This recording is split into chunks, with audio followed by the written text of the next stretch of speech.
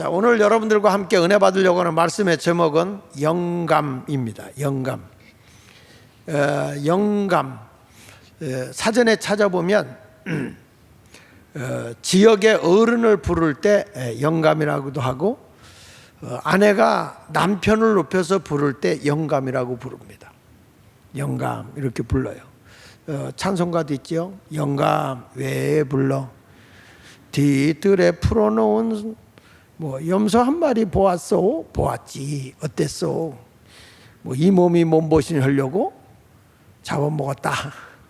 잘했군, 잘했군, 잘했어. 그럴 때 이제 부르는 게 영감이야.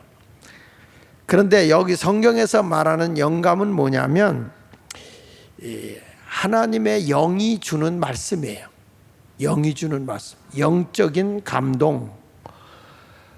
어떤 사람이 그림을 그릴 때에 이런 그림을 그렸다고 하죠. 영감을 받아서 그렸다. 영적인 감동을 받아서 그림을 그렸다. 그런데 악한 영이 감동을 주어서 그렸다 하면 그 악한 영에, 다시 말하면 마귀에게 잡혀서 그림 그린 사람은 그림이 이상하죠. 흉측하고. 근데 성령에 사로잡혀 그린 것은 굉장히 사람의 마음을 감동을 주고 감격하게 하는 그런 모습을 보여주기도 합니다. 저는 오늘 영이 주는 말씀이다라는 내용을 가지고 함께 생각하는 영감에 대한 말씀을 증거하는데, 그 대표적인 사람이 바로 여호수아예요. 그 여호수아는 하나님께서 그에게 이 모세에게 주었던 성령을 여호수아에게 주었다, 그런 의미거든요. 신명기 34장 9절에 있는 말씀에 보면 모세가 눈의 아들 여호수아에게 안수를 하죠. 여호수아에게 안수를 했는데 안수할 때 그에게 지혜의 영이 충만하게 임했다는 거예요. 그리고 난 뒤에 이스라엘 자손이 여호와께서 모세에게 명령하신 대로 여호수아의 말을 순종했다. 그러니까 모세가 하나님의 말씀을 따라서 이스라엘 백성을 이끌고 가나안 땅으로 가는데, 모세가 이제 세상의 모든 인생을 마감짓고 그의 모든 사역을 누구에게 위임했냐면 여호수아에게 위임을 하는데, 하나님이 여호수아에게 그 모세가 행한 일을 위임하기 위해서 영감을 주는데, 누굴 통해서 주냐면 모세에게 임했던 성령의 능력이 여호수아에게 임하도록 여호수아에게 모세 보고 안수하라고 했어요. 그래 안수하여 그에게 빌어줬더니 지혜의 영이 충만히 임했다는 거예요. 그 뒤부터는 모세의 말을 듣고 따르던 이스라엘 백성이 누구 말을 듣고 순종하느냐? 여호수아의 말을 듣고 순종하게 되었다, 이렇게 말씀하고 있는 것이죠. 그러니까 이스라엘 백성이 지도자가 바뀌었는데 그 지도자의 말을 잘 듣고 따라가게 된 것은 그냥 지도자이기 때문에 따라간 게 아니라 여호수아에게 하나님의 영이 함께했다, 하나님이 저와 함께했다는 것을 보고 따라갔다는 것입니다. 여러분, 이 세상에 살아갈 때 사람이 그 하나님의 영의 감동을 받고 움직이는 사람들은 우리의 인생을 불행하게 만들지를 않습니다. 모세가 말이죠, 이스라엘 백성을 애굽에서 이끌고 나오게 된 동기가, 그가 어느 날 산을 바라보는데 그 산이 호렙산이에요. 호렙산을 바라보는데 호렙산에 가시떨기 나무가 있는데 거기에 불이 붙은 거예요. 그런데 한참 바라봐도 그 불이 붙은 그곳에 가시떨기 나무가 타지를 않아. 그런데 계속 불이 붙는 거예요. 참 이상한 불도 다 있다. 그래 가까이 갔는데 거기서 하나님의 음성이 들리는 거예요. 모세야, 가까이 하지 마라. 이것은 하나님의 거룩한 땅이다. 내 신을 벗어라. 그 당시에 신을 벗는다고 하는 것은 종이나 노예들, 맨발로 다니는 거란 말이죠. 그러니까 하나님께서 모세에게 신을 벗어라, 그 말은 이제는 네 고집대로 사는 게 아니라 너는 나의 종으로서, 나의 노예로서, 하나님의 종으로서 나의 길을 따라라, 이 말을 해주고 있는 거예요. 그곳에서 하나님의 음성이 들리기를 너는 이제 애굽으로 내려가서 애굽의 포로 생활하고 바로의 통치 아래에 있던 이스라엘 백성을 해방시켜서 이끌고 나와라. 저들은 하나님을 섬길 자다, 하나님을 예배할 자다, 하나님께 영광을 돌려야 할 자들이니 저 백성을 이끌고 나와서 내가 저들에게 예비해 준 땅, 적과 꿀이 흐르는 아주 아름다운 생명의 땅 가나안으로 인도해 가거라. 하나님이 그런 소명을 모세에게 준 것이죠. 그러니까 모세가 이런 하나님의 영감을 받아서 애굽으로 내려갔고, 애굽에서 이스라엘 백성을 하나님의 능력으로 해방시켜서 이끌고 나와 가나안 땅을 향해 가고 있는 그런 과정에서 이제 모세의 그 사명이 다 끝나고 그의 죽음이 가까이 왔을 때에 하나님은 모세를 명하여서 너의 이인자로서 너에게 충성했던 여호수아에게 이제 너는 안수하고 그를 제1의 너 다음으로 이스라엘의 지도자로 세워라. 이렇게 하나님께서 이 모세에게 명령한 내용이 오늘 본문의 내용이에요. 그래서 모세가 기도를 하고 그를 위해서 안수했더니 하나님의 영이, 성령이 그에게 전이가 된 거죠. 모세에게 임했던 하나님의 영감이 여호수아에게 전이됐다. 임파테이션이 됐다. 그러니까 모세에게 주어졌던 하나님의 그 사명, 하나님의 그 영감과 능력, 이것이 누구에게 와졌느냐? 여호수아에게 와진 것이고, 그 여호수아는 하나님의 영을 받은 대로 했더니 이스라엘 백성들이 전체가 순종하고 움직였다. 이렇게 말씀하고 있는 것입니다. 그러니까 인간의 어떤 지식으로나 인간의 어떤 경험으로 이스라엘 백성을 이끌고 가는 지도자가 된 것이 아니고 하나님의 영감에 의해서 모세에게 지도자로 세워졌고, 그 모세의 지도자가 끝났을 때에 모세에게 임했던 하나님의 영을 다시금 여호수아에게 부어주어서 여호수아가 모세의 죽음 다음에 이스라엘을 이끌고 갔다 하는 내용이 오늘 본문이에요. 그래서 우리 모두도 여러분의 가정에서도 또 직장에서도 내 삶이 하나님의 능력으로 인도함 받는 새 인생의 길을 걸어가려고 하면 하나님의 영감을 받아야 된다는 거예요. 어떤 사람이 글을 잘 써도 그 글에 보면 영감을 받아서 글을 쓰는 사람이 있어요. 영적인 감동을 받아서. 그림도 마찬가지고. 그러니까 레오나르도 다빈치 같은 사람은 그림을 그릴 때 마지막에 그가 그림을 그릴 때는 기도 많이 하고 하나님의 영감을 받아서 그림을 그렸다. 그래서 레오나르도 다빈치의 그림은 그 유명한 모나리자 같은 사람의 그림이 마지막으로 하나님께 영감을 받아 그린 부분이 눈이란 말이죠. 눈. 그래서 모나리자의 그림이 유명하기도 하지만 그 눈은 내가 어느 방향에서 보더라도 그 눈이 나를 정면을 향하는 것 같고, 그리고 그 모나리자의 그림을 보면서 내가 지나가면 눈동자가 나를 따라오는 것 같다. 그래서 모나리자의 눈은 살아있는 눈이다. 그렇게 평가하고, 그 모나리자의 지금 그림의 가치가, 그림 한 폭의 가치가 얼마나 나가느냐 하면 우리나라 돈으로 약 40조. 얼마요? 40조의 가치가 나간다는 거예요. 그림 한 폭이. 그 정도로 하나님의 영감을 받아서 그림을 그린 거죠. 그래서 모나리자가 그림을 그려놓고 완성하지 못한 그림이 더 많습니다. 그가 마지막에 하나님의 영감을 가지고 그림을 그리기 때문에.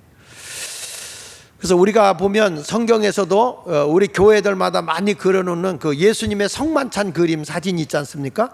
그 성만찬 그림 사진에서 그가 마지막으로 그림을 그려야 되는데 이 가룟 유다를 그려야 된단 말이에요. 가룟 유다. 아주 예수님에게 잘하는 것 같기도 하고 아닌 것 같기도 하고. 그런데 처음에 그가 영감을 받아서 저분이 예수님이다 해가지고 예수님의 모습을 띈 영감을 받은 사람을 이 모델로 해가지고 예수님을 그려놓거든요. 12 제자들의 만찬하는 가운데서. 그리고 마지막에 예수님에게 그렇게 가까이 하면서 예수님을 배반하는 그 간계함이 숨겨져 있는 그 눈빛, 그리고 그의 모습을 그린다는 게 쉽지 않았단 말이에요. 그래서 그 그림을 그리지 못하고 계속해서 기도하면서 하나님, 이러한 모습의 가룟 유다의 모습을 내가 볼 수 있는 영감을 주십시오. 그렇고 기도하다가 어느 날 지나가는데 한 사람이 딱 눈에 띄는 거야. 저 모습이 가룟 유다의 모습이겠다. 그래가지고 이 사람을 돈을 주고 모델로 삼아서 앉혀서 놓고 그림을 그리는데, 그림을 그리다가 이 사람이 깜짝 놀란 게 뭐냐면, 그 사람이 누구였냐면 과거에 은혜를 받아서 예수님을 모델로 했던 그 사람이었는데, 이 사람이 독일로 유학을 가서 거기서 타락을 하고 돌아온 거예요. 타락해가지고 잘못된 생활을 하고 있는 그 사람이 딱 눈에 띄었던 것이죠. 그래서 여러분, 가룟 유다는 예수님을 모델로 했던 사람과 가룟 유다를 모델로 했던 사람이 동일인이에요. 동일. 참 희한하죠. 그러니까 여러분도 오늘 이 자리에 은혜롭게 하나님 할렐루야 은혜 받았습니다 하지만 내일에 여러분은 가룟 유다가 될 수도 있다. 그러니까 여러분, 이렇게 여호수아라고 하는 사람이 이렇게 모세의 뒤를 이어서 지도자가 되는 것도 자기의 의지로 되는 것이 아니고 성령에 의해서 하나님의 감동을 받고 지도자가 된 거예요. 여러분 모두도 사악한 영에 붙들려서 사는 자가 아니라 하나님의 영에 붙들려서 살아가는 그런 예수님의 형상을 가진 성도들이 되기를 예수 이름으로 축원합니다. 그러면 여호수아는 어떠한 영감을 받았느냐? 첫째 보니까 지혜의 영의 감동을 받았다는 거예요. 여기 성경 보면 지혜의 영이 충만함으로 여호수아는 영감 있는 지도자가 되는데, 어떤 영감이 있느냐? 지혜가 있는 사람이에요.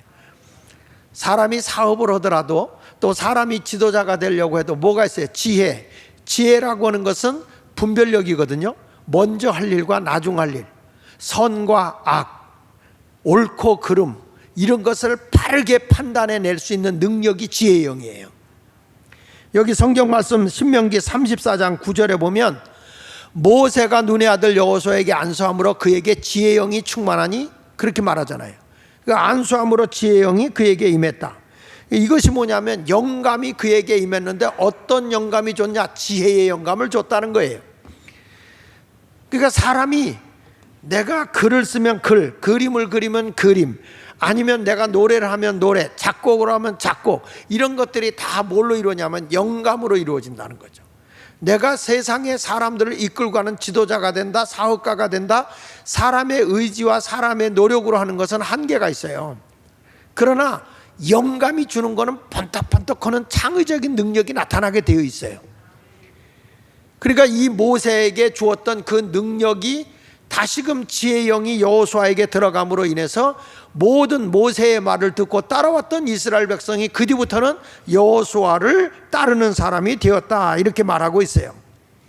그런데 여기 보면 여호수아를 왜 하나님이 택했는가라고 보면 하나님이 여호수아를 눈여겨봤어요. 눈여겨봤는데 모세가 여호수아를 데리고 다니는데 여호수아는 그렇게 충성된 거예요.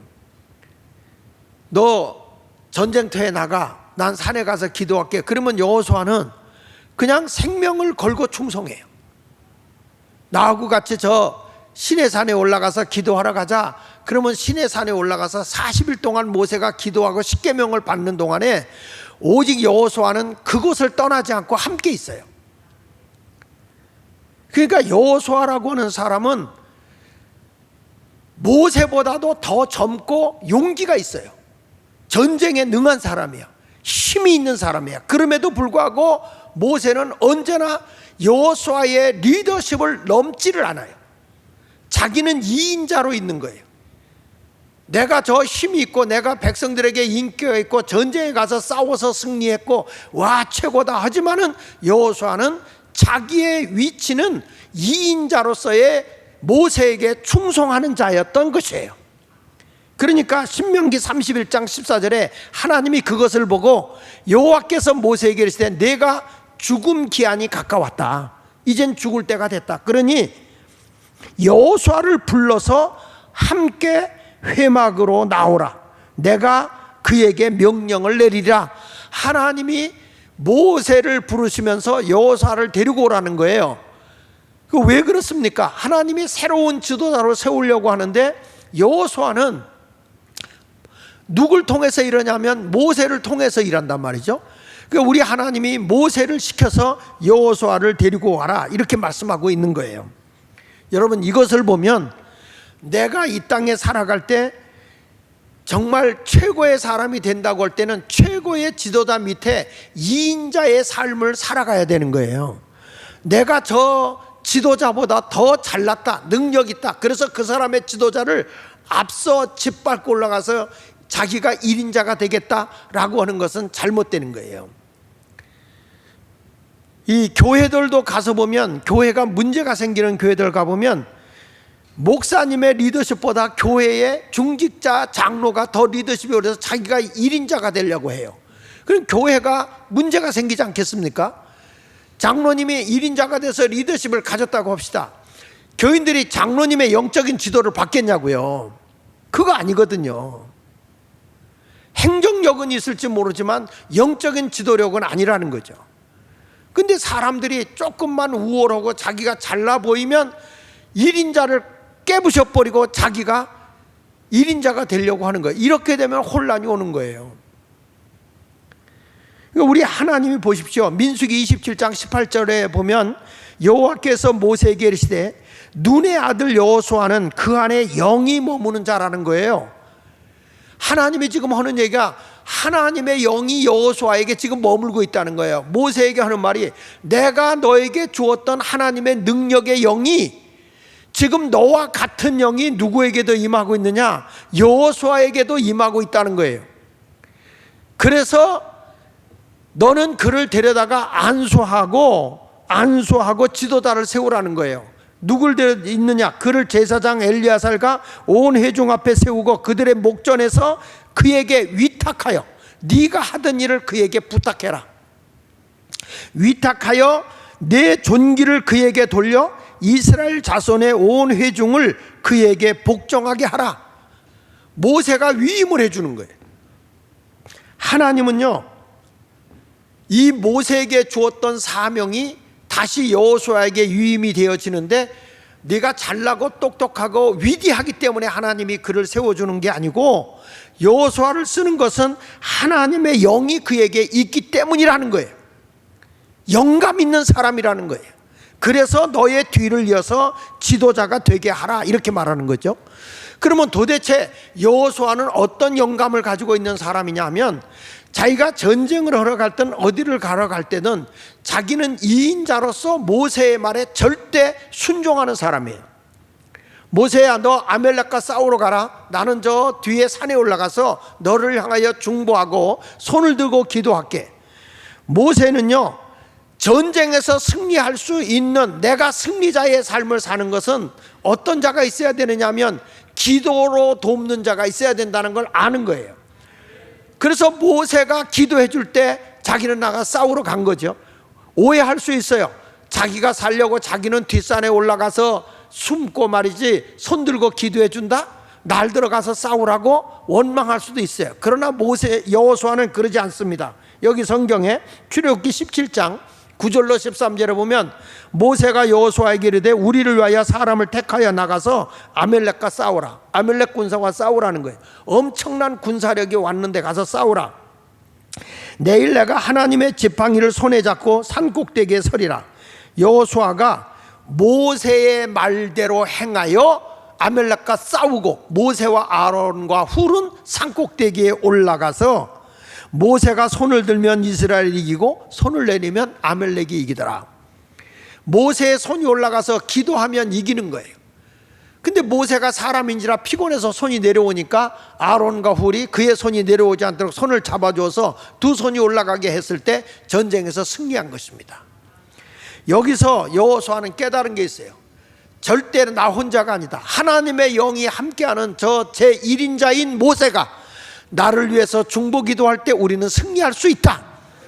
이런 믿음을 가진 거죠.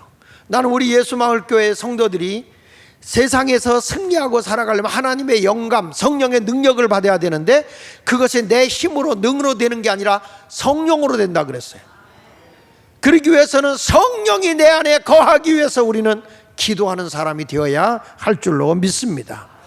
이번에 우리 교회 출신 되시는 목사님들이 다 와서 부흥회를 인도합니다. 42주년 부흥회를 인도하는데 우리 목사님들이 다 이제 40대죠. 40대.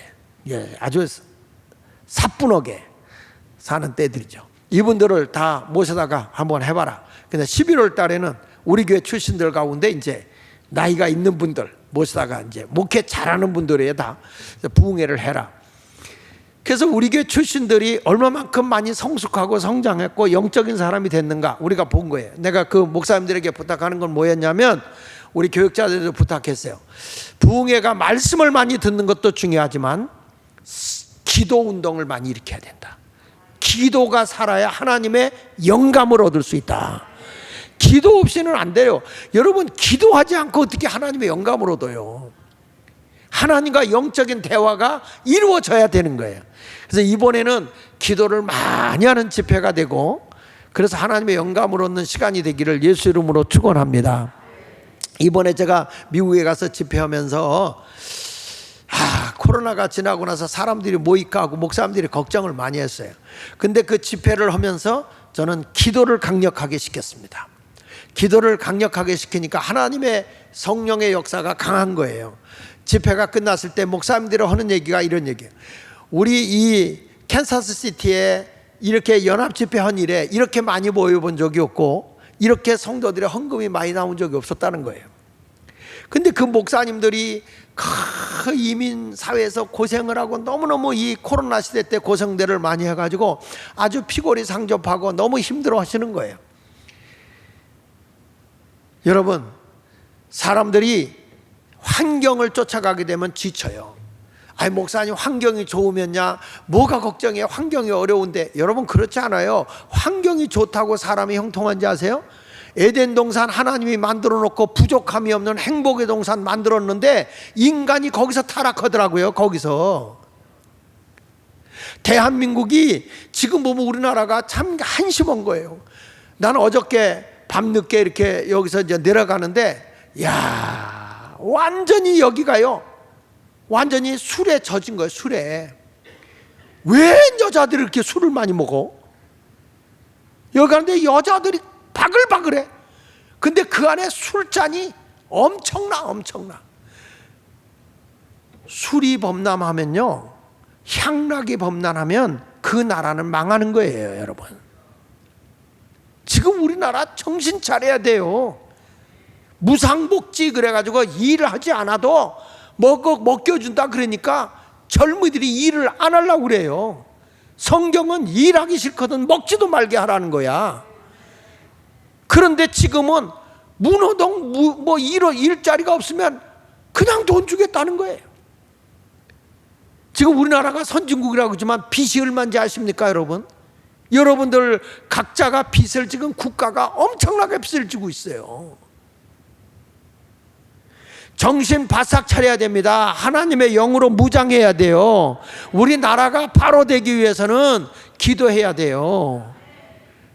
우리가 2차 대전 후에 신생국가 140개의 나라가 세워졌는데 140개국 나라 가운데에서 그래도 정말 그 낙후된 나라에서 중소국가가 되고 이제 선진국 대열에 들은 나라가 대한민국인데, 여러분, 대한민국이 지금 잘 산다고 했지만 지금 심각한 거예요. 애 안 낳죠?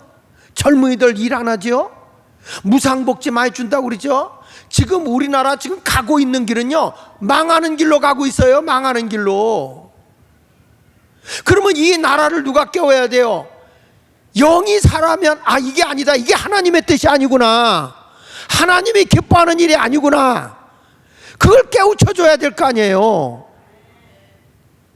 그래서 예수마을교회 성도들은 기도로 다시 일어나야 돼. 기도로 하나님의 영감을 받고 나라를 일깨우고 지역을 일깨우고 세상을 바꾸는 그런 아름다운 일을 해야 돼요. 믿습니까?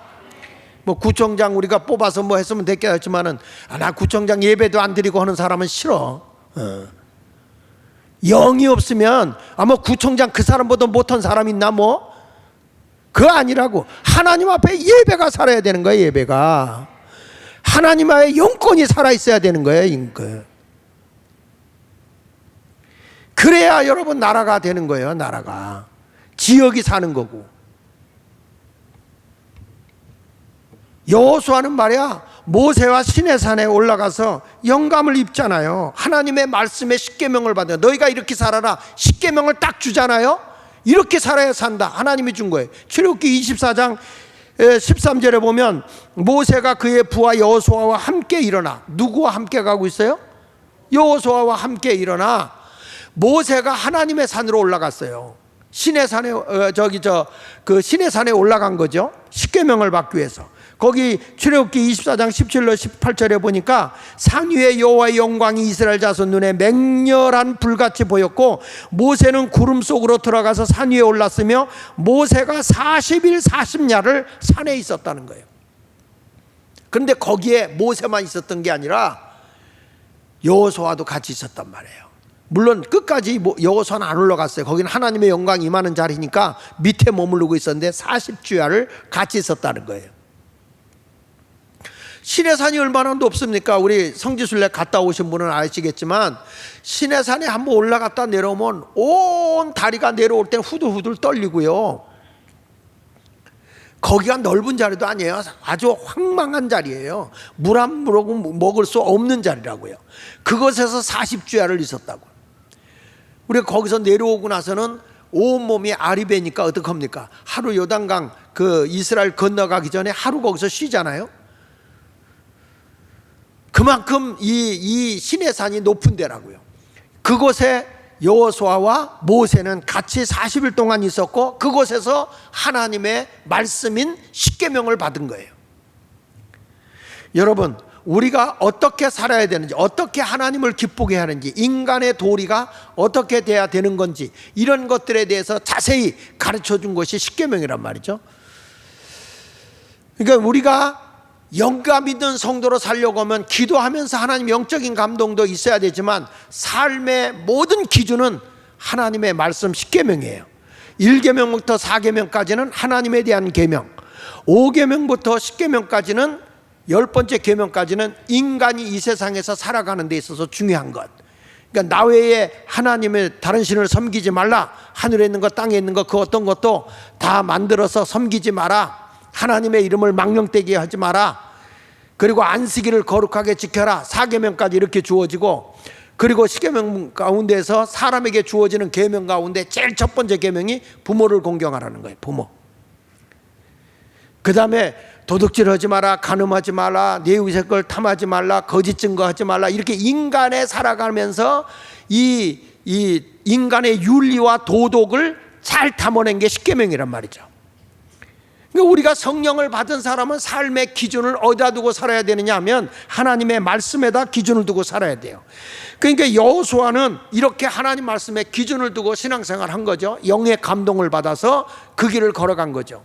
저는 우리 대한민국도 한번 보게 됩니다. 대한민국도 이스라엘을 구원해내기 위해서 하나님이 호렙산에서 성령의 감동을 주어서 모세를 부르신 것처럼 대한민국이 그 왕권의 나라 고종 황제, 조선 말기에 보면 고종 황제가 나라를 다스리고 있을 때에 이 나라가 땅을 가지고 있는 지주와 그리고 소작농들, 백성들이 농사를 져서 50%씩을 다 내야 되니까 막 밑에 있는 사람들은 가난하고, 그것도 말이죠, 소장 월급 받고 하는 게 아니라 이 양식을 얻을 수 있는 이거 뺏길까 봐 종들, 이 주인한테 아무 말도 못하고 머슴 생활, 종 생활을 하는 거죠. 그리고 그 당시에 양반과 쌍놈의 계급이 있어가지고 양반과 천민이 딱 자리 잡고 있는데 일본 사람들이 뭐라고 얘기냐면 한국에는 이상한 족속들이 있다.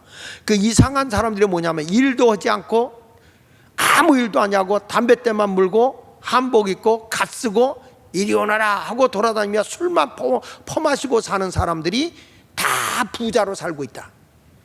일하는 사람들은 가난에 쪄들어 있고 열심히 사는 사람들은 전부 다 고통 속에 있고 아무것도 일하지 않고 팔자 늘어진 이상한 족속들만 부자로 살고 있는 나라가 조선이더라. 이상한 나라라는 거예요, 한국이. 그리고 이 나라에 글을 모르는 거예요. 그래서 글을 아는 사람이 약 14%, 글 모르는 사람이 86%. 문맹의 나라 조선. 사람이 글을 알고 말을 알아야 서로 연결이 되고 소통이 되어야 사람이 무슨 일이든지 할 수 있는 거예요. 이 소통이 안 되니까 이게 안 되는 거죠. 그러니까 글을 하는 사람들이 양반 임내하고 사람을 다스린단 말이에요. 이 나라는 소통이 안 되는 거예요. 이렇게 못 살던 나라였던 거예요. 이때에 한 사람에게 하나님의 놀라운 영이 들어갔어요. 그게 누구냐면 한성 감옥에 갇힌 구테타를 일으키고 고종황제를 몰아내고 이강이라는 사람을 지도자로 세우려고 했던 이승만이라고 하는 사람이 감옥에 갇히게 된 거예요. 고문과 많은 어려움이 왔을 때 그가 그곳에서 우연히 성경책을 접하게 되고 거꾸로 매달려서 뼈가 으스러지며 말할 수 없는 죽음을 앞두고 있는 가운데서 성경을 읽다가 그가 이 하나님의 불을 받는 거예요. 뭘 그가 깨달았냐면 인류를 구원하기 위해서 십자가에 죽어가면서 우리들의 허물과 죄를 담당해 준 그 예수라는 그분, 그렇다면 나도 여기서 민족을 가난에서 해방시키고 문맹에서 해방시키고 이 계급의 신분 차별이 높은 이 나라를 해방시키기 위해서 내가 여기서 고난의 길을 걸어가야 되겠다, 죽음의 길을 걸어가야 되겠다, 이렇게 복음의 정신을 깨달은 사람이 이승만. 그분이 그곳에서 기도하면서 내가 이 나라의 신분 계급을 철폐하고 빈부 차이가 많은 이 나라를 해방시켜주고, 그리고 글 모르는 이 백성들을 글을 깨우쳐줘야 되겠고 가난한 자들이 가난하지 않도록 해줘야 되겠다, 이런 소명감을 갖게 된 사람이 누구냐면 이승만이라는 사람입니다. 여러분, 이게 근대사에 보면 굉장히, 나는 요즘에 이승만 대통령의 책을 보면서 엄청난 감동을 받았어요. 내가 우리 교회 행정실장님한테 이걸 차트를 좀 한번 만들어봐, 그리고 책을 내가 하나 줬더니 이분이 그걸 보다가 엄청 감동을 받은 거예요. 이야, 대한민국이 이런 인물이 없었다면 이 대한민국이 이렇게까지 될 수 없었구나. 그러면서 이분이 뭘 깨달았냐면은 지금의 이 조선 양반 이런 걸 가지고서는 도저히 대한민국이라는 나라를 새롭게 구원해낼 수 없겠다. 그러면 이 사람들을 새롭게 바꿀 수 있는 게 뭐냐 그랬을 때 하나님의 복음으로 교화시켜야 된다. 기독교로 사람의 마음을 바꿔야 된다. 그래서 기독교로 복음화를 시키고 이제는 기독교의 정신으로 대한민국을 세워야 되겠구나 라고 하는 것이 기독교 입국론이에요. 기독교 입국론. 여러분, 이것이 한 사람의 지도를 통해서 그가 거기서 나와가지고 대한민국을 세우게 되는데 제일 먼저 한 게 뭔지 아십니까? 글을 깨우쳐야 되겠다. 그래서 우리나라의 국민학교, 쉽게 말하면 국민학교, 초등학교죠. 초등학교는 의무교육, 나라가 먹고 살기도 어려운데 의무교육을 시키고, 그래가지고 자기가 대통령이 되고 얼마 안 돼서 이 나라의 자그마치 문맹률을 30%로 낮춘 거예요. 86%나 되는 문맹률을 30%로 낮춰버린 거예요. 그리고 여러분, 나중에 6.25가 나서 막 밀려나가는데 이승만 대통령이 뭐랬냐면 대학생들은 절대 전쟁터에 못 내기게 한 거예요. 대학생들은 못 나가게 했어요.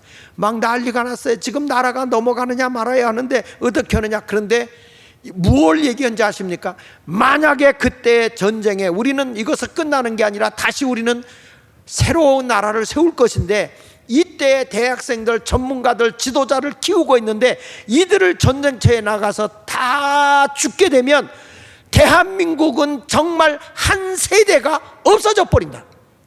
한 세대가 없어져 버리면 대한민국이 세워질 수가 없다.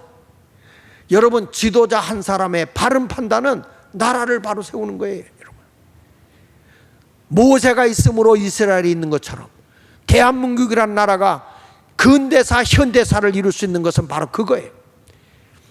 그리고 이 나라의 사람들이, 소작인들이 농사져서 50%씩 주인에게 갖다 주는 걸 헌법을 뜯어 고쳐가지고 어떻게 한지 아십니까?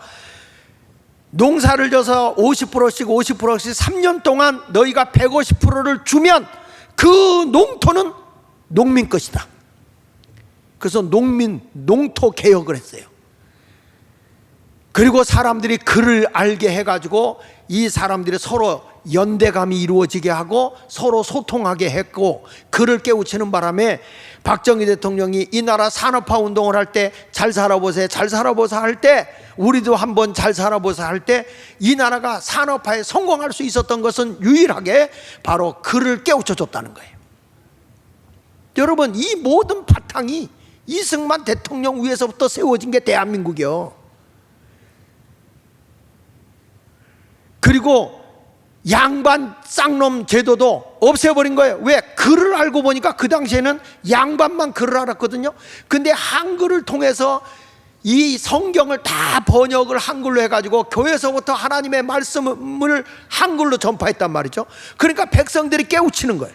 우리 어머니도 글 몰랐던 분인데 교회 와서 성경을 통해서 글을 깨우쳤단 말이죠. 여러분, 이것이 대한민국을 살린 거예요. 한글이라고 하는 것. 아멘 하는 사람 북한 가서 살아? 그러니까 이러한 역사가 뭐냐면 하나님이 한 민족의 지도자에게 영을 부어준다는 거지. 영을. 믿으시면 아멘. 그 지금 이 시대에 우리나라가 다시 21세기에 선진국으로 가야 되는데 지금 우리나라 노는 꼴 보면 완전히 멸망의 길로 가고 있는 거야. 그러면 여기를 깨울 수 있는 건 어디밖에 없느냐? 대한민국을 깨울 수 있는 건 교회밖에 없는 거예요. 교회가 바로 살아야 되는 거예요.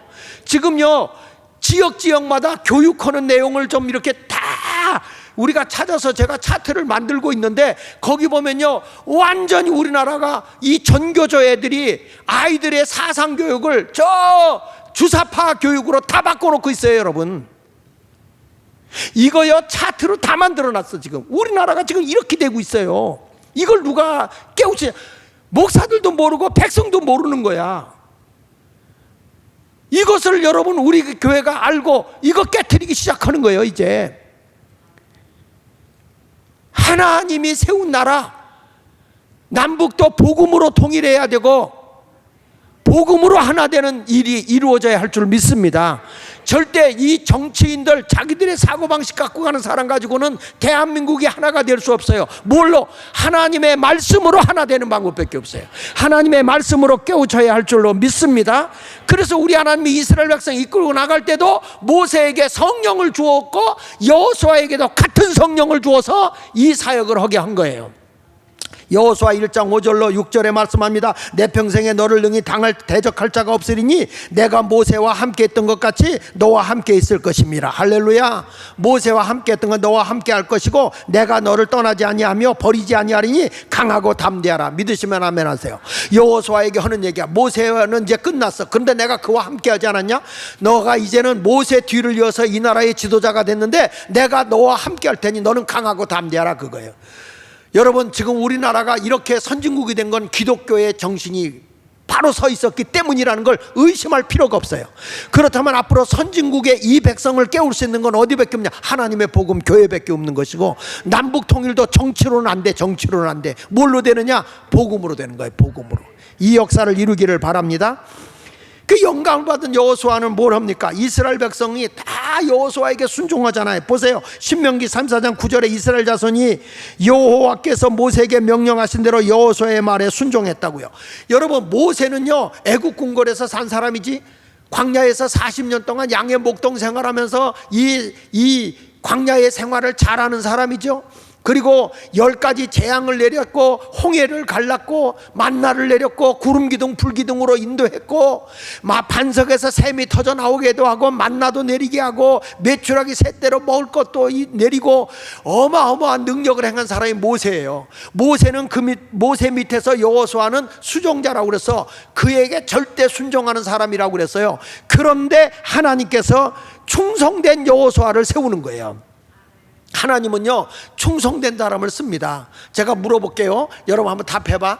1번 충성되나 능력이 없는 자, 이런 사람을 쓸까? 1번. 2번 능력은 많은데 충성되지 못한 자, 어떤 사람을 쓸 것 같아요? 다시 한번. 충성되나 능력이 없는 자. 2번 능력은 많으나 충성되지 않은 자. 1번 쓸까? 2번 쓸까? 1번 씁니다. 1번. 내가 충성스럽게 주인의 뜻을 따르는데 모자라잖아요. 어려움이 오고 힘든 일 있잖아요. 충성된 사람은 그걸 이기고 나가요. 그걸 극복하고 나가요. 그런데 이 능력은 많은데 충성되지 않은 사람은 감당하지 오고 어려운 일이 오잖아요. 못하겠다 그러고 다 그냥 빈둥빈둥 자빠져요. 그래서 우리 하나님은 어떤 사람에게 일을 맡기느냐, 똑똑한 사람에게 맡기는 게 아니라 충성된 자에게. 하나님이 바울에게 이렇게 말해. 디모데후서 2장 2절에 보니까 또 내가 많은 증인 앞에서 내게 들은 바를 따라합시다. 충성된 사람들에게 부탁하라. 바울이 디모데를 세우고, 디모데는 뭐라고 얘기합니까? 너는 충성된 자들에게 이 일을 시켜라. 능력 있는 자에게 맡기라는 게 아니야. 충성된 자에게 부탁하라는 거예요. 여호수아를 왜 하나님이 썼느냐? 충성되기 때문에. 모세가 있는 곳은 여호수아가 그렇게 수정을 잘 들어. 출애굽기 33장 11절에 보면 사람이 자기의 친구와 이야기한 같이 여호와께서도 모세와 대면하며 말씀하시는데, 모세는 진으로 돌아오나 눈의 아들 젊은 수정자 여호수아는 회막을 떠나지 않냐. 모세와 함께 있었는데 모세는 회막 천막을 떠나서, 성막을 떠나서 돌아왔어요. 근데 여호수아는 거기를 지켜요. 같이 있으면서 끝까지 자기가 해야 할 도리를 보든 안 보든, 인정을 하든 안 하든 충성된 거예요. 하나님은 이런 것을 보시고 여호수아를 쓰신 줄로 믿습니다. 여러분 모두 충성 있는 성도가 되시기를 바랍니다. 여호수아 14장 8절에 보면 이런 말이 나와. 나와 함께 올라갔던 내 형제들은 백성의 간담을 높게 했다. 무슨 얘기냐면 여호수아와 함께 했던 사람들은 그 주변에 있는 사람들을 부들부들 떨게 하는 위엄도 있었고 능력도 있었다는 거예요. 그런데 나는 여호수아는 내 하나님 여호와께 충성하였으므로. 여호수아는 뭐냐? 능력 있고 전쟁에 가서 승리도 한 사람이지만 이 사람은요 그냥 모세에게만 충성하는 거야. 자기가 앞서가지 않아요. 그런데 거기 보세요. 그날에 모세가 맹세하여 이르되 내가 내 하나님 여호와께 뭐하였은즉, 충성하였은즉 내 발로 밟는 땅은 영원히 너와 내 자손의 기업이 되리라. 보십시오. 능력 있고 힘 있는 사람도 주변에 많이 있었어요. 그런데 왜 모세를 통해서 여호수아를 이스라엘의 지도자로 세웠느냐 하면 다른 게 아니라 모세를 끝까지 추앙하며 충성한 사람이다 이 말이야. 교회 안에도 가보면 내가 좀 잘나고 똑똑했다 그래서 자기 소리를 많이 내는 사람이 있어요. 여러분 그러면 안 돼. 우리 마을이나 목장에 가서 내가 잘났다, 내가 뭐 하겠다 이런 사람 가지 말고 충성된 자로 사십시오. 충성된 사람. 나보다 그 디렉터가 모자란 것 같고 부족한 것 같아도, 우리 목자가 부족한 것 같아도 충성된 자가 되십시오. 그러면 하나님이 그분에게 더 큰 능력을 줘서 귀하게 쓰는 거야. 근데 충성되지 않고 아이고 나보다 못하는 게, 아이고 신앙생활 얼마나 했다고, 아이고 더러운 것 같으니라고, 이런 싸가지 없는 말만 하면 그런 사람은 절대 지도자가 못 되는 거예요. 여러분 어느 자리를 가든지 지도자가 되고요, 남을 잘 섬기는 사람의 덕목이 있어요. 내가 2인자로서 1인자가 모세였듯이 2인자는 여호수아였다고. 근데 뭐가 2인자? 충성된 거잖아요. 2인자의 덕목은 두 가지가 있습니다. 그게 뭐냐면 첫째는 따라합시다. 희생. 크게 하세요. 희생. 두 번째로는 헌신. 예. 내가 웃사람을 섬길 때 내가 웃사람을 위해서 희생하고 헌신하겠다, 이런 자세가 되어 있어야 이 사람이 충성된 자인 거예요. 그게 없으면 안 된다고요. 벌써 우리나라는요 지도자를 뽑아놓고 대통령을 뽑아놓고 탄핵하자고 난리야. 이 미친 짓들 하는 거예요. 여러분, 백성이 지도자를 뽑으면 이러게끔 어떻게 밀어줘야 되는 거 아닙니까? 사사건건 물고 늘어져서 일을 못하게 만들어. 어느 누가 이렇게 가면 일을 할 수 있겠습니까? 우리는 희생과 헌신을 통해서 일을 하게 하는 게 중요하다 그 말이에요. 여기 보십시오. 신명기 3,4장 10절에 보면 그 후에 이스라엘 모세와 같은 선지자가 일어나지 못하였나니 모세는 여호와께서 대면하여 아시던 자요, 여호와께서 그를 애굽 땅에 보내사 바로와 그의 모든 신하와 그의 온 땅에 모든 이적과 기사와 모든 권능과 위엄을 행하게 하심에 온 이스라엘 목전에서 그걸 행하자다. 모세 같은 지도자가 없다는 거예요. 모세 같은 능력을 가진 자가 없다는 거예요. 그는 정말 이스라엘의 제1인자예요. 그런데 하나님이 이렇게 위대한 모세 뒤를 이은 여호수아를 왜 하나님이 세웠느냐 그 말이야. 그 이유는 최고의 1인자에게 죽도록 충성한 자가 여호수아라는 거죠.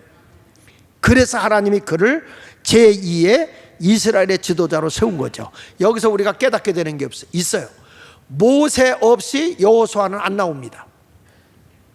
모세의 영이 여호수아에게 왔으니까 그런 지도자가 나오는 거예요. 엘리야가 없이 엘리사가 나올 수 없는 거예요. 엘리사가 갑절의 능력을 달라고 할 때 엘리야를 모델로 해서 한 것 아닙니까? 여호수아 1장 8절로 9절에 모세가 여호수아에게 사명을 주고 난 뒤부터 그때부터 보십시오. 이 율법책을 내 입에서 떠나지 말게 하며 주야로 그것을 묵상하며 그 안에서 기록된 대로 다 지켜 행하라. 그리하면 내 길이 평탄하게 될 것이며 내가 형통하리라. 내가 내게 명령한 것 아니냐. 강하고 담대하라. 두려워하지 말며 놀라지 말라. 내가 어디로 가든지 내 하나님 여호와가 너와 함께 하느니라.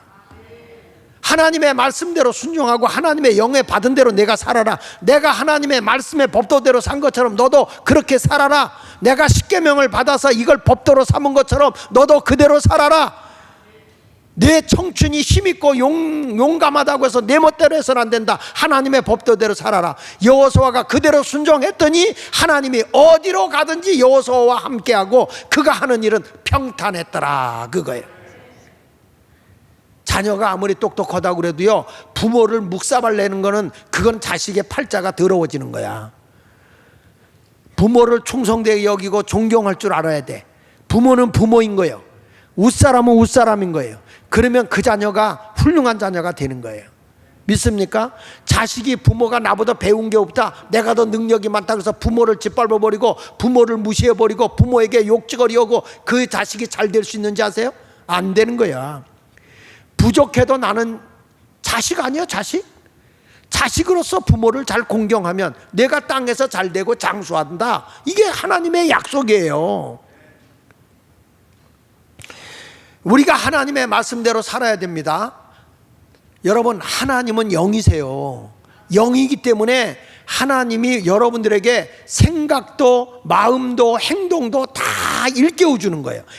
하나님은 지정의가 있다고. 그래서 하나님은 영이세요. 요한복음 4장 24절에 하나님은 영이시다. 그러니까 너가 예배할 때마다 영과 진리로 예배하라. 영감을 받는 예배를 드려라. 근데 여러분, 이 영은 뭐냐면 하나님의 말씀 자체가 영이라는 거예요. 영. 성경 말씀 요한복음 6장 63절에 보면 살리는 것은 영이니 육은 무익하다. 내가 너에게는 말은 영이고 뭐라고 그랬어요? 생명이다. 하나님의 말씀이 영이고 생명이에요. 그래서 말씀을 들을 때 생각하게 되고 마음의 감동을 잊게 되고 그 말씀대로 행동하게 되는 거예요. 하나님의 말씀은 지정의가 있는 거예요. 히브리서 4장 12절을 보세요. 하나님의 말씀은 뭐 했다고요? 살아있고 움직여요. 꿈틀거려요. 활력이 있어서 좌우의 날선 어떤 것보다도 예리해서 우리의 혼, 영, 관절, 골수를 찔러 쪼개길 뿐만 아니라 마음과 생각과 뜻까지도 판단하게 하는 거예요. 이게 하나님의 말씀인 거예요.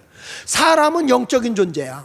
그래서 사람도 생각할 수 있고 마음의 감동을 먹을 수 있고 그리고 내가 결단하고 행동할 수 있는 거예요. 그러니까 지정의를 가진 하나님이 말씀으로 우리의 지정의에 연합되게 해서 그 말씀대로 살면 내가 하나님의 사람인 거야. 그 말씀대로 순종할 때 하나님의 기적이 일어나는 거예요. 그런데 우리가 왜 이렇게 예수를 오래 믿어도 하나님의 기적을 보며 살지 못하느냐 하면 하나님의 지정의의 말씀이 내 지정의와 연합되지 않기 때문에, 믿음으로 하나가 되지 않기 때문에 절대로 일치의 능력이 나타나지 않는 거예요. 보세요. 히브리 4장 2절에 보면 이렇게 말합니다. 그들과 같이 우리도 복음 전함을 받은 자이나 하나님의 말씀을 받은 자이나 들은 바 그 말씀이 그들에게 유익되지 못하는 것은 듣는 자가 믿음과 결부시키지 않는다. 하나님 말씀 많이 들었어. 알긴 알아. 그런데 그걸 믿음으로 내가 연합되지 않는 거예요. 하나님 말씀 따로 나 따로예요. 하나님의 말씀의 생각과 내 생각이 일치해야 되고, 하나님의 말씀의 감동과 내 마음의 감동이 일치해야 되고, 하나님이 하라는 대로 내가 행동으로 일치가 돼서 움직여질 때 그게 기적이 나타나는 거죠. 여러분, 이것이 뭘로 이루어지는 거냐? 하나님이 이렇게 말씀하시다. 영감을 받으면 된다, 그 말이에요. 성경에 한 여인이 예수님의 말씀을 듣고 감동을 받았어요. 그 감동을 받고 난 뒤에 어떤 일이 벌어지죠? 자기의 옥합을 깨트려서 예수님에게 부어드렸어요. 그랬더니 옆에 있는 제자들이 왜 낭비하냐고 막 비판하고 난리를 치는 거야. 그때 예수님이 뭐라고 하냐면, 아니야, 이 여인은 지금 내가 말씀을 전할 때 십자가 위에 죽을 나를 위해 장례를 준비한 것이다. 여러분, 영이 감동해가지고 옥합을 깨트려 드렸을 때 세상적으로 자기 중심으로 자기 욕심으로 생각한 사람은 비판한다고요. 판단해버린다고요. 이거는 믿음으로 결부시키지 않아서 그랬어요. 그런데 예수님은 이렇게 말합니다. 가는 곳마다 이 여인의 헌신을 기억하게 하라. 복음이 전해지는 것마다 이 여인의 행위가 기념이 되게 하라. 기억이 되게 하라. 그래요. 여러분, 우리가 신앙생활을 합당하게 하려고 할 것 같으면 우리가 주를 위해 헌신할 수 있어야 돼요. 내가 주님의 나라 위해서 희생할 수 있어야 되는 거예요. 교회가 병든 증거가 뭔지 아십니까? 성도들이 하나님 앞에 헌신할 줄 몰라요. 헌금할 줄 몰라요. 하나님의 나라가, 하나님 나의 헌금이 드려져서 하나님의 선한 사업을 위해서 쓰여질 수 있게 하여 주옵소서. 이런 희생과 헌신이 따라가지 않으면 교회는 죽은 거예요. 교회는 죽은 거예요. 예수마을교회 재정부가 걱정을 많이 하는 거예요. 목사님, 이렇게 성도들이 헌금이 줄까요? 헌금이 준다는 건 우리의 영이 하나님 앞에 온전히 희생되지 않는다는 거야. 내 욕심, 내 욕망, 내 먹고 마시고 즐기는 그런 삶을 살겠다는 거죠. 그랬더니 지난 금요일 날도 내가 얘기를 했어요. 그랬더니 우리 교인 가운데 한 분이, 목사님, 우리가 칠순잔치를 하기로 했던 거 하나님의 선한 사업을 해서 쓰십시오 하고 우리가 칠순잔치 안 하기로 했습니다. 그리고 와서 헌금을 내놓고 가는. 여러분, 이런 삶을 살아가는 자 하나님이 외면하지 않아요. 하나님이 무엇이 부족해서 우리에게 요구하는 게 아니라고요. 아브라함에게 독자 이삭을 드리라고 할 때 그 이삭을 드렸을 때 하나님이 여호와의 산에서 준비되리라는 말씀을 주시면서 내가 내 사랑하는 내 독자도 내게 아끼지 아니했으니 이제야 내가 나를 경외하는 줄 알았어. 하나님의 인정을 받는 거예요. 오늘 말씀을 결론 내겠습니다. 성도 여러분, 영감 있게 사십시오. 오늘 설교를 사람의 생각, 내 욕심으로, 내 것으로 판단하지 말고 하나님의 영으로 나에게 말씀할 때 나에게 영에게 증거해 주는 말씀이다. 내가 영이 살아서 하나님의 뜻대로 살게 하여 주옵소서. 주님의 나라 위에 헌신하게 살게 하시고, 한 사람의 영감이 대한민국을 바꿔놨다면, 모세에게 주어진 하나님의 영감이 이스라엘을 이끌어냈다면, 하나님이 주신 여호수아의 영감이 세상을 바꿨다면, 우리 청소년들이 이번 부흥회 때 와서 기도하다가 엘리사같이 갑절의 영감을 달라고 기도하다 보면 저들이 제2의 엘리사가 될 것이고 민족을 구원하는 지도자가 될 거라고 저는 믿습니다.